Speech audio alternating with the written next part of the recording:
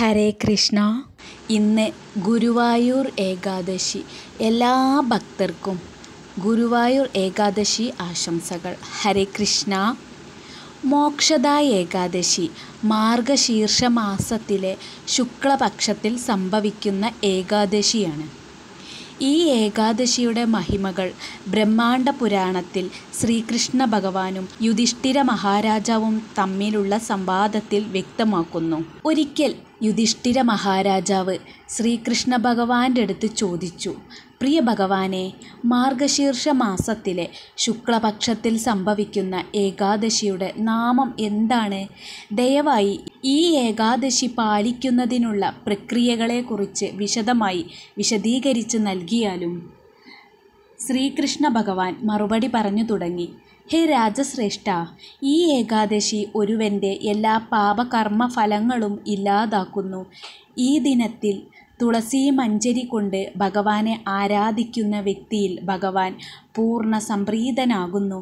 ഈ ഏകാദശി പാലിക്കുന്ന ഒരു വ്യക്തിക്ക് വാജ്പേയ യജ്ഞം നടത്തിയ ഫലം ലഭിക്കുന്നു. ചമ്പക എന്ന നഗരം ഭരിച്ചിരുന്ന രാജാവായിരുന്നു വൈകാസനൻ. സ്വന്തം പ്രജകളോട് വളരെയേറെ വാത്സല്യമുള്ള വ്യക്തിയായിരുന്നു ആ രാജാവ്. വൈദിക ജ്ഞാനത്തിൽ വിദഗ്ധരായ കുറേയേറെ ബ്രാഹ്മണർ ആ രാജ്യത്തിൽ വസിച്ചിരുന്നു. ഒരിക്കൽ ആ രാജാവ് തൻ്റെ പിതാവ് നരകത്തിൽ പതിച്ചുകൊണ്ട് വളരെയധികം യാതനകൾ അനുഭവിക്കുന്നതായി സ്വപ്നം കാണുവാനിടയായി. ഇത് കണ്ട് ആ രാജാവ് ആശ്ചര്യഭരിതനായി. അടുത്ത ദിവസം തൻ്റെ സ്വപ്നത്തെക്കുറിച്ച് ബ്രാഹ്മണരുടെ സഭയിൽ അദ്ദേഹം വ്യക്തമാക്കുകയുണ്ടായി. തൻ്റെ പിതാവ് ഈ നരകയാതനയിൽ നിന്നും ഏത് വിധേനയും മോചിപ്പിക്കണമെന്ന് തന്നോട് അഭ്യർത്ഥിച്ചതായി അദ്ദേഹം ബ്രാഹ്മണരോട് പറഞ്ഞു. ഈ സ്വപ്നത്തിന് ശേഷം പിന്നീടങ്ങോട്ട് രാജാവ് എന്നും അസ്വസ്ഥനായും സന്തോഷം ഇല്ലാതെയും രാജഭരണത്തിൽ താൽപ്പര്യമില്ലാത്തവനായും കാണപ്പെട്ടു. അദ്ദേഹത്തിന് തൻ്റെ കുടുംബാംഗങ്ങളിൽ പോലും താൽപ്പര്യമില്ലാതെയായി.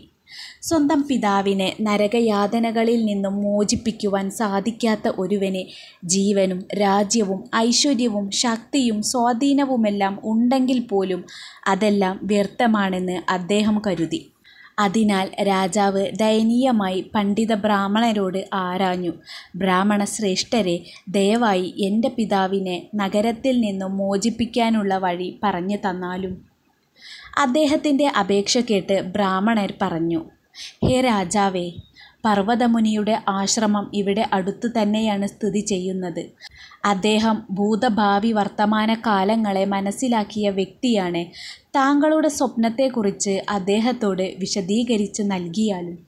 അവരുടെ ഉപദേശപ്രകാരം ശ്രവിച്ച വൈകാസനൻ ബ്രാഹ്മണരുടെയും അനുചരന്മാരുടെയും കൂടെ പർവ്വതമുനിയുടെ ആശ്രമത്തിൽ പോയി. പർവ്വതമുനി തൻ്റെ രാജ്യത്തിൻ്റെ ക്ഷേമത്തെക്കുറിച്ച് അന്വേഷിച്ചപ്പോൾ രാജാവ് പറഞ്ഞു, ഓ മഹാമുനി, അങ്ങയുടെ കാരുണ്യത്താൽ ഞങ്ങൾ എല്ലാവരും സുഖമായിരിക്കുന്നു. പക്ഷേ രാജ്യമോ ഐശ്വര്യങ്ങളോ ഉണ്ടെങ്കിൽ പോലും ഞാൻ വളരെ വലിയ ഒരു പ്രശ്നം അനുഭവിക്കുകയാണ്.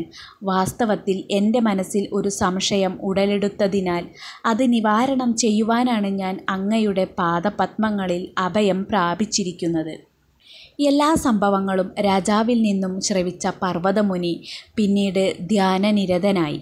കുറച്ചു സമയത്തിന് ശേഷം ധ്യാനത്തിൽ നിന്നുണർന്ന അദ്ദേഹം രാജാവിനോട് പറഞ്ഞു, പ്രിയ രാജൻ, അങ്ങയുടെ പിതാവ് പൂർവജന്മത്തിൽ വളരെയധികം കാമാസക്തി ബാധിച്ച വ്യക്തി ആയതിനാലാണ് ഈ നിലയിലേക്ക് പതിച്ചു പോകുവാൻ കാരണം.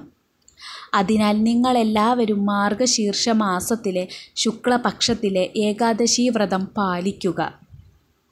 അതുവഴി ലഭിക്കുന്ന പുണ്യം അങ്ങയുടെ പിതാവിന് ദാനം നൽകുന്നത് വഴി അദ്ദേഹത്തെ നരകയാതനകളിൽ നിന്നും മുക്തമാക്കാൻ സാധിക്കും.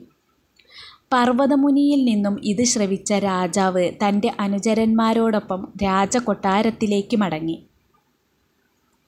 അതിനുശേഷം രാജാവും പത്നിയും പുത്രന്മാരും സേവകന്മാരും ഈ ഏകാദശി വ്രതം പാലിക്കുകയും അതുവഴി ലഭിച്ച പുണ്യം യാതനകൾ അനുഭവിക്കുന്ന തൻ്റെ പിതാവിന് സമർപ്പിക്കുകയും ചെയ്തു.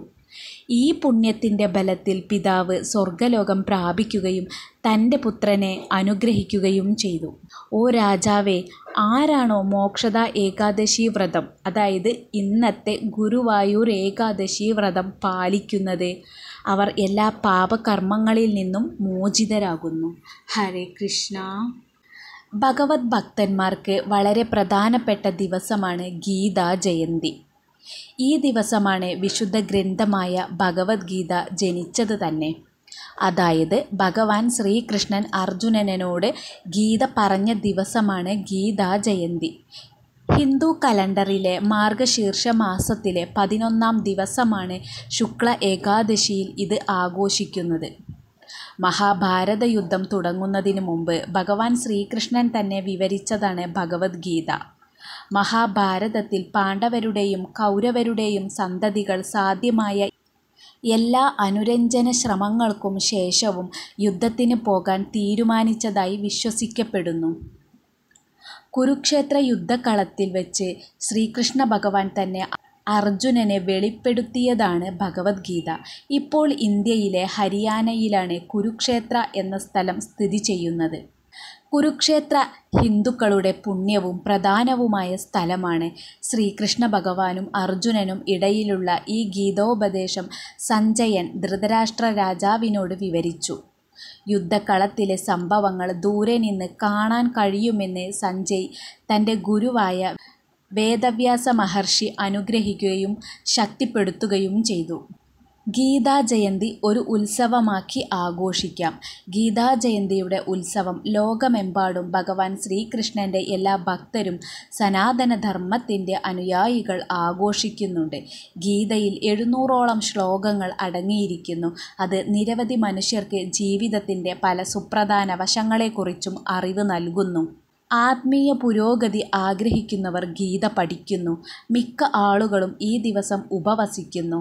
കാരണം ഇത് ഏകാദശി ദിവസം കൂടെ ആണ്. ഏകാദശി വ്രതം ചന്ദ്രൻ്റെയും അമാവാസിയുടെയും 11-ാം ദിവസമാണ്. ഇത് എല്ലാ ചാന്ദ്രമാസത്തിലും 2 തവണ സംഭവിക്കുന്നു. ഈ ദിവസം ഭജനകളും പൂജകളും സംഘടിപ്പിക്കുന്നു.